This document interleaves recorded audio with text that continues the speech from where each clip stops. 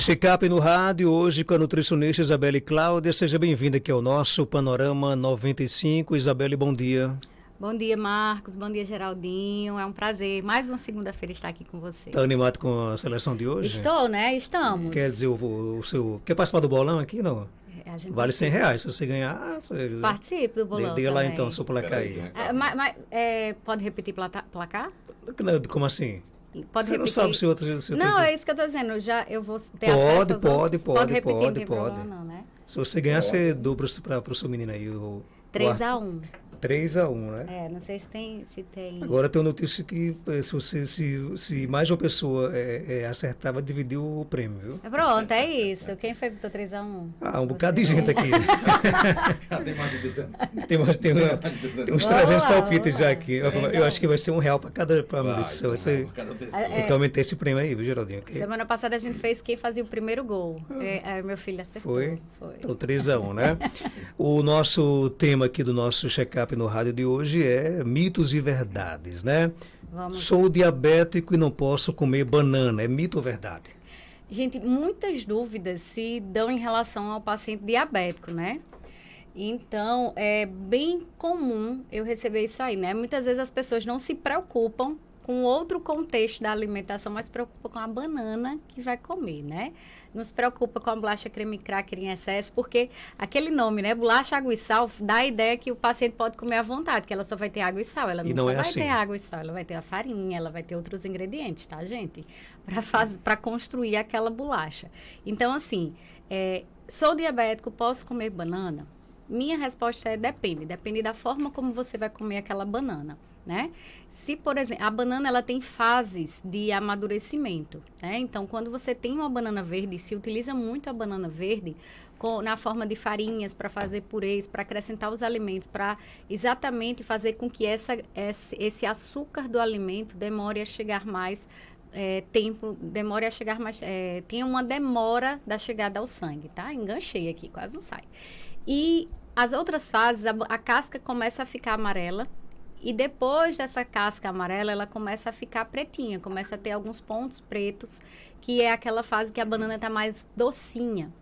Então, Isabelle, eu sou diabético, qual a melhor fase dessas bananas que eu possa pegar uma banana e comer? Então, a casquinha amarela, ela tá no meio termo, né? Então, a casca verde, ela tem muita fibra, a amarela, ela já tem fibra e um pouco desse açúcar, e a casquinha, quando ela tá preta, essa fibra, ela tá quase praticamente transformada em açúcar, por isso que ela é muito doce.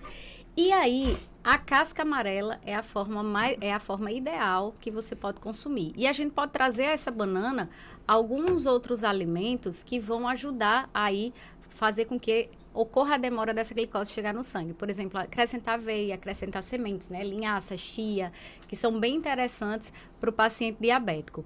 E outra dica, gente. A historinha que vocês veem por aí, que aqui eu tenho um bolo fit de banana, bolo diet de banana que o diabético pode consumir. Tenham cuidado, porque bolo de banana é feito com a banana extremamente madura. Tá? Então, quando a banana está madura, ela tem mais açúcar. E quando é levado ao fogo, ele libera mais açúcar. Todo alimento que passa muito tempo no fogo, né, ele vai liberar mais açúcar, tá? Porque ali já está iniciando um processo de digestão, digamos assim. Então, vocês têm que ter cuidado também na forma como consumir essa banana. Tem paciente diabético que tá lindinho, faz a dieta perfeita, mas aí come um bolo de banana e essa glicose sobe, tá? É a mesma coisa da melancia, né? A melancia, ela tem um índice glicêmico altíssimo. O que é isso, né?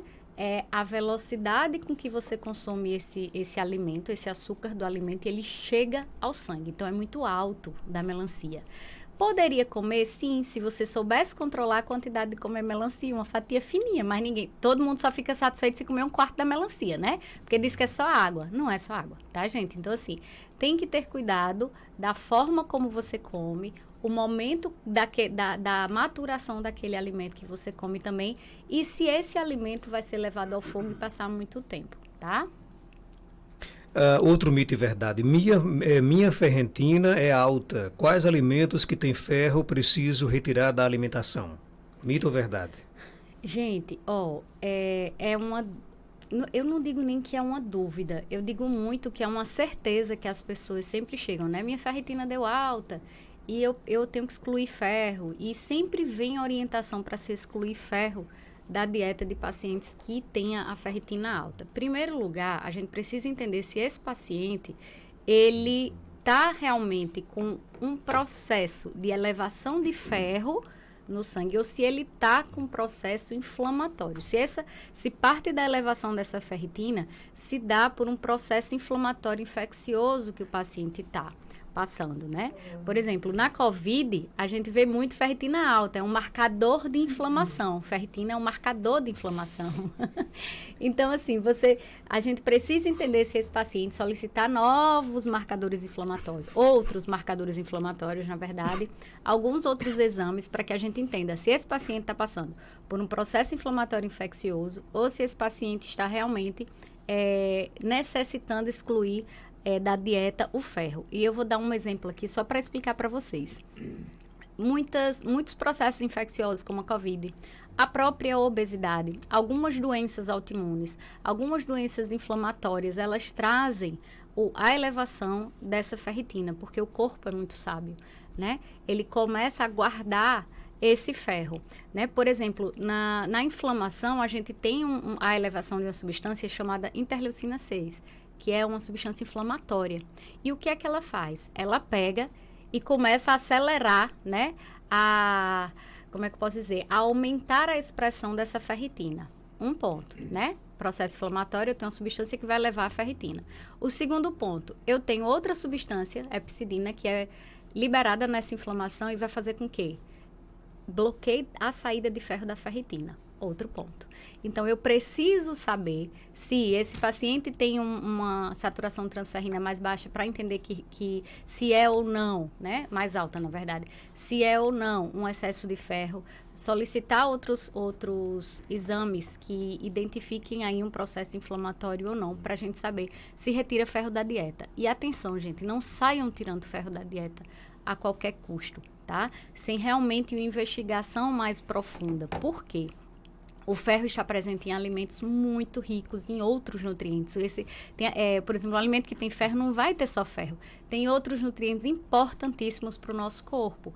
Então, não retire ferro sem antes ter a certeza que a sua ferritina está alta por elevação de ferro. Tá? Aqui no nosso WhatsApp, labirintite, posso comer banana para quem tem labirintite?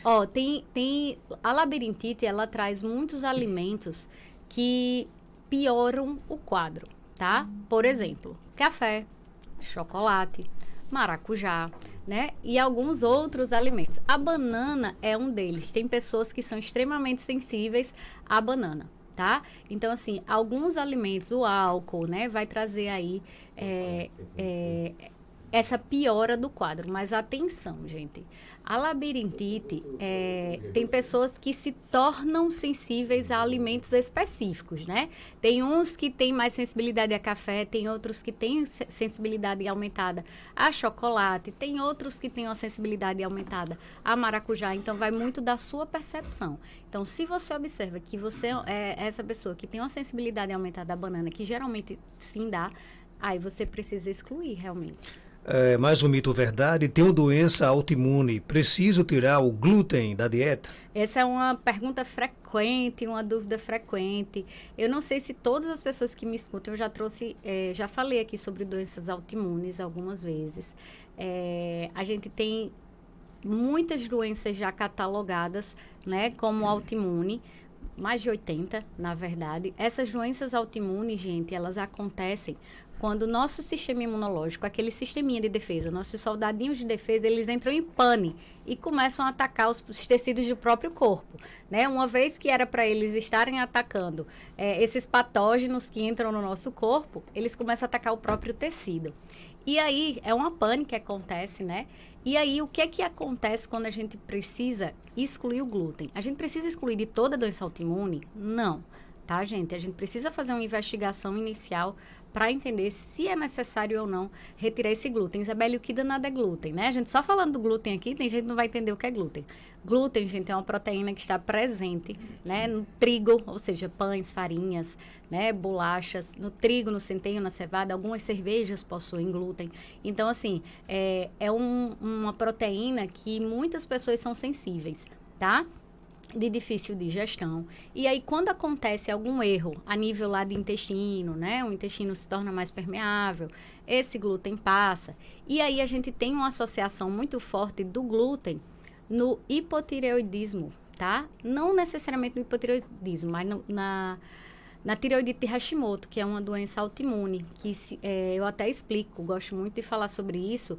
Ocorre um mimetismo molecular. O que é isso? A molécula de uma enzima que está presente, altamente concentrada na tireoide, parece muito com o do glúten.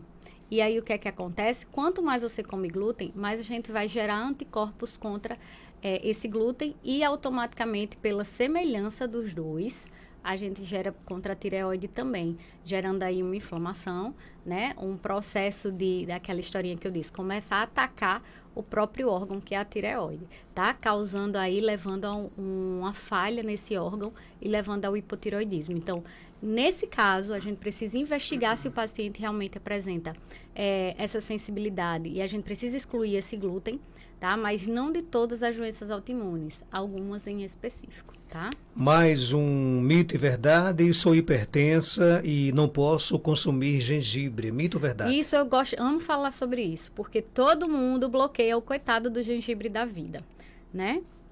O gengibre, por ele ser termogênico, a gente fala que termogênico, as pessoas entendem aquela coisa, traz o calor, né?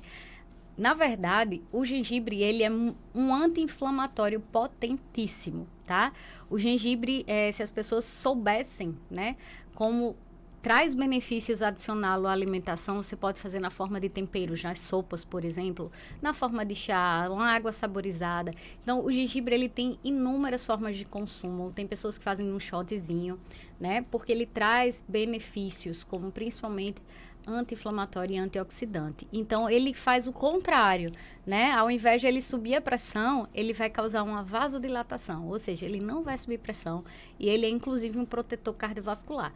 Tem pessoas que são mais sensíveis, né, a esse gengibre, e aí é uma sensibilidade individual que você precisa avaliar. Cada pessoa precisa avaliar. Mas, em estudo, nenhum mostra que existe essa correlação de aumento de pressão ao consumo de gengibre, tá? Pergunta a Isabela, né, se ela pode citar o nome do iogurte, que é uma coalhada natural e vende em supermercado. Se não puder no ar, pelo menos no privado. Se eu posso dizer o quê? Iogurte, que é uma coalhada natural. Existe isso? Eu posso dizer no privado. Mas assim, ó, gente, existem muitas formas de consumir iogurte. E existem iogurtes saudáveis, né? Nem todo iogurte que você vê lá na prateleira, ele é saudável. Vou aproveitar para falar sobre isso. Nem todo iogurte que você vê na prateleira, ele é saudável, tá? Você precisa virar lá o rótulozinho, né? O potinho de iogurte e observar a lista de ingredientes dele. O iogurte, geralmente, ele precisa ter 2 ingredientes apenas. O leite e o fermento para que ele transforme em iogurte. Então, geralmente os mais saudáveis são os iogurtes 2 ingredientes, tá? Então, a orientação é essa. Vocês passem a consumir iogurtes de 2 ingredientes. Super fácil também de fazer em casa. Você pode pegar o leite, né? 1 litro de leite. Adicionar esse litro de leite, meio potinho de iogurte natural, de iogurte 2 ingredientes, porque ele vai servir como fermento ali. Abafa, deixa 8 horas aí dentro de algo mais abafadinho, como um forno, um micro-ondas, enfim.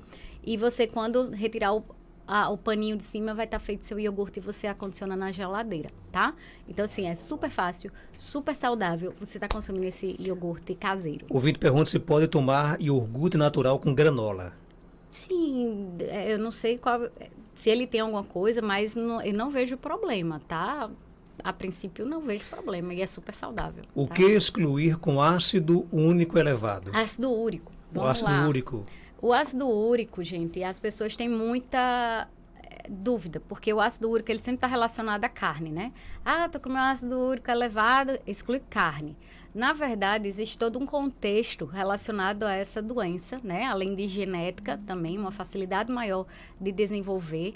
A gente tem aí também carnes, a gente tem aí tomate, né? A gente tem aí também o processo do corpo ter uma resistência à insulina. Quanto mais açúcar, mais a gente piora esse quadro do ácido úrico. Então, quanto mais insulina, a gente piora esse quadro do ácido úrico, tá? Então, não só carne, é todo um contexto alimentar. Você precisa fazer atividade física para reduzir também essa resistência à insulina, tá? Quem tem endometriose tem que retirar o glúten e o leite e seu derivado? Depende, tá? Então, a gente precisa fazer uma avaliação... Perfeita essa pergunta. A gente precisa fazer uma avaliação minuciosa. Boa parte desses pacientes a gente retira inicialmente, tá? Para a gente diminuir um processo inflamatório. Gente, eu não estou aqui dizendo que leite causa inflamação, que glúten causa inflamação em todas as pessoas. Não estou aqui dizendo. No contexto da endometriose, a gente precisa fazer uma estratégia onde a gente precisa que esse corpo reduza a inflamação. E nesse caso, em algumas pacientes, seria necessário a gente fazer exclusão ou diminuição de consumo, tá? É necessário para algumas pacientes, sim. Tá? Ok, então, Isabela, hoje nós falamos sobre mitos e verdades aqui no nosso Panorama 95. Mais algum mito e verdade que você queria acrescentar? Não. O mais popular?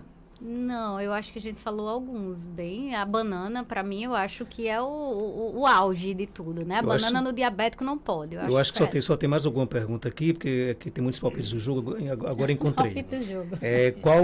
Qual a melhor dieta para quem tem anemia? Então, gente, anemia, eu sempre gosto de inicialmente pensar no intestino. Tá? Se é uma pessoa que tem um histórico, né, de muitos anos, a gente precisa olhar com muito cuidado para esse intestino. Ver se, por exemplo, o teor de bactérias que existe nesse intestino, se elas estão fermentando esse ferro e o ferro não está sendo absorvido. Então, a gente precisa trabalhar inicialmente o intestino, trazer para o intestino o que que a gente transforme, né? Traga bactérias mais saudáveis para ele, certo? E todo o contexto alimentar para alimentar essas bactérias boas também. E além disso, a gente trazer na dieta não só o ferro, né? E não todo mundo entende qual é o melhor alimento que tem ferro, Marcos, para você? O alimento que tem mais ferro. Não, chute. Chutei, Simone. E todo mundo diz feijão. Feijão, eu ia falar feijão. Ou beterraba. Todo mundo só diz feijão ou beterraba, né? Só. Mas, gente, os alimentos de origem animal que contém ferro, por exemplo, carnes vermelhas, miúdos, por exemplo, eles são... É um ferro onde ele não precisa de ajuda para ser absorvido, tá? Já os alimentos de origem vegetal, eles precisam de uma ajudinha da vitamina C, ou seja, sucos de goiaba, acerola, as frutas, por exemplo, caju, né? Os alimentos que contêm muita vitamina C, ele precisa da ajudinha lá da vitamina C para ser absorvido. Então, o que seria interessante? Alimentos de origem animal, que contém o ferro, carnes vermelhas, por exemplo, e os alimentos de origem vegetal, verdes escuros, né? Vegetais verdes escuros, beterraba. Muitos alimentos têm ferro, tá, gente? Muitos alimentos. O feijão também. E aí a gente tá sempre uma ajudinha de uma fruta. Por isso que tem aquele hábito de se colocar laranja dentro do feijão. Não tem esse hábito. Por quê? Para melhorar aí a absorção do ferro. Tá certo? A disponibilidade do ferro para o nosso organismo, tá certo? Então, assim, é todo um contexto, melhorar o intestino, aumentar o consumo de ferro e de vitamina C. Ok, então, obrigado, Isabelle. Onde é que a gente lhe encontra aqui em Caicó? Lá na Galeria Malvina, em frente à Prefeitura Municipal, certo? Sala 204. E o telefone para contato é 996040655. E no Instagram? Nutricionista.isabelle. Tá? Beijo a todo mundo. Bom jogo para todos. 7h06, confirmando 7h06.